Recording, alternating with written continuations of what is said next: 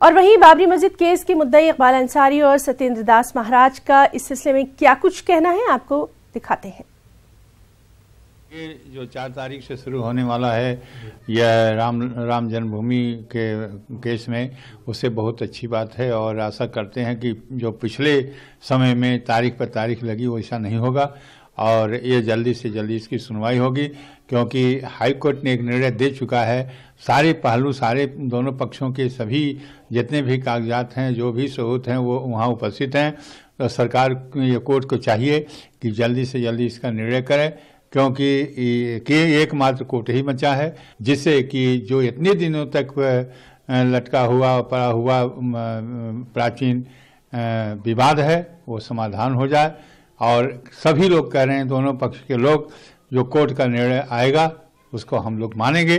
फैसला कोर्ट को करना है, क्योंकि मामला सुप्रीम कोर्ट में है बाबरी मस्जिद का, राम जन्मभूमि का, चाहे वो हिंदू पक्षकार हो चाहे मुसलमान पक्षकार। फैसला कोर्ट को करना है, फैसला कोर्ट का मानना ही पड़ेगा, क्योंकि 70 साल का मुकदमा है। हम भी चाहते हैं कि फैसला कोर्ट करे, माननीय प्रधानमंत्री जी भी चाहते हैं फैसला कोर्ट करे। कोर्ट फैसला करेगा, हिंदू पक्षकार भी मानेगा, मुसलमान पक्षकार भी मानेगा।